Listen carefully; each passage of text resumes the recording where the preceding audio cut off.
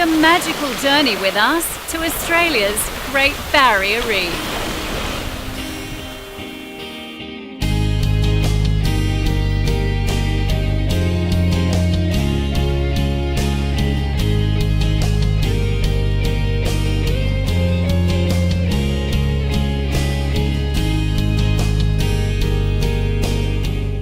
Our journey to Brisbane, Australia was undertaken with Malaysia Airlines and firstly took us from Bangkok to Kuala Lumpur.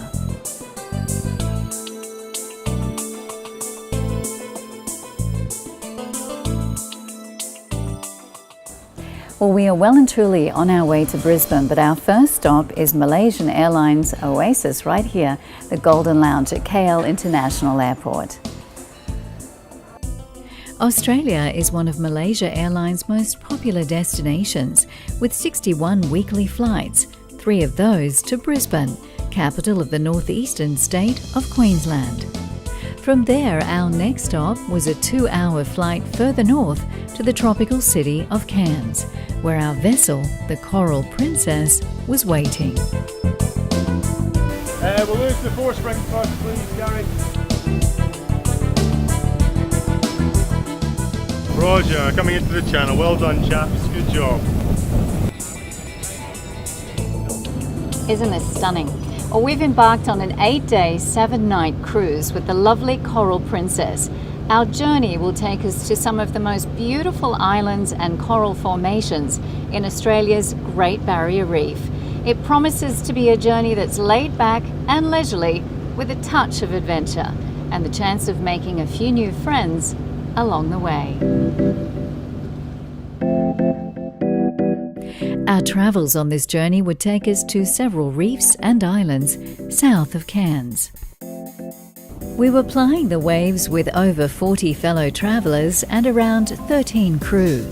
Over more than 30 years, the multi-award-winning Coral Princess cruises have reached the pinnacle of small ship expedition. Welcome on board the Coral Princess. As soon as you get underway, it's time for a briefing and a chance to meet the crew, greet each other, and in this case, to introduce our camera team. Coral Princess is luxury on a compact scale, a 35-metre catamaran that has both stability in the water and a shallow draft, making it easy to access coral reefs. 25 roomy cabins accommodate up to 50 guests.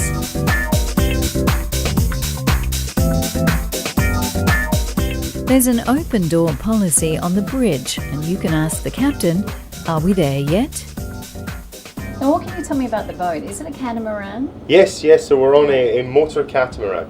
Actually, there's 3 hulls built of this vessel. They were built out of Mackay back in the late 80s. This ship was born in 1988, right. And she has 2 sister ships, and I've actually served on the other 2 as well. The sister ship to this one serves on the Barrier Reef, and the other one is around on the west coast. Now, she's a 35-metre catamaran, luxury built coastal cruise liner. And she has been doing this section of the world since she was born, and I imagine and I hope she'll be here till the end of her day. Well, we've had pretty good conditions so far. Is this what it's usually like? Well, actually, we've had some quite varied conditions, to be fruitfully honest. We've had northerly winds. Now, northerly winds in this section of the world here, we've got a prominent southeasterly trade wind that blows up and through and across the reef, providing you shelter on this side of the reef, and this side has swell and sea blowing over the top of it, which has been nicknamed in here either the weather edge or the wild side of the reef. Right. Now, today we're seeing northwesterly winds, so they're coming in from this direction. Okay, so we're going to the other end of the reef, to the other side, to the wild side of the reef. And that's not today. So common, no? No, it's not at all. This happens probably about 2 weeks a year. Wow. And you only come to these sections of the reef, on a very limited occasion, so very special actually. So we've been very lucky. Very lucky.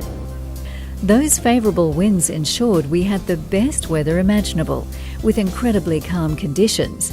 It was perfect for some fish feeding. Keep your fingers out of the water, because that big black fish there sometimes will bite your fingers. The water was so clear we could see all the fish, and no doubt they could clearly see all the treats we had in hand.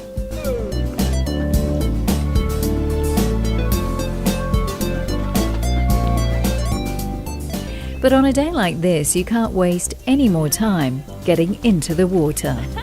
The experienced divers suited up, while those new to scuba had a few lessons on venturing beneath the sea. Then it was time to explore. Our first stop today is the Thedford Reef. It's absolutely gorgeous, and the conditions today are perfect for snorkeling. So let's go.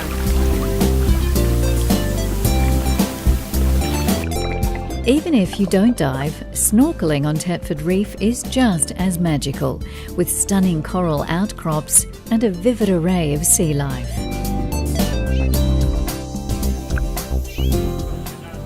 For those who prefer to stay dry, the cruise has its own custom-built glass-bottom boat, and trip director Dennis McDowell offers a running commentary. Also, they're discovering that corals are adapting to global warming. It was then time to watch the sunset over the sea as we drifted by the family group of islands that were discovered and named by explorer Captain James Cook.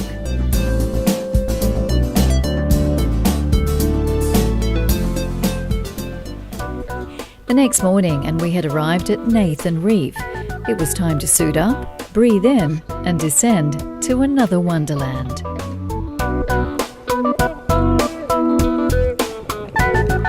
The Great Barrier Reef extends over 1,200 nautical miles. It's home to 1,500 species of fish and 400 species of coral, and is a World Heritage Site. The 35 million hectares spread of this marine national park is larger than the United Kingdom and teems with diversity. On this day, I caught a quick glimpse of a reef shark. Meanwhile, we were about to meet some of the marine life up close with Dennis's touch tank. Anyone for sea cucumber? Give him a kiss. Yeah, it's Oh! Oh! Our cruising continued. As the day ended, it was time to head to the dining room for cocktails and dinner. With 3 meals a day, plus morning and afternoon teas, the hardest working staff on board are in the kitchen.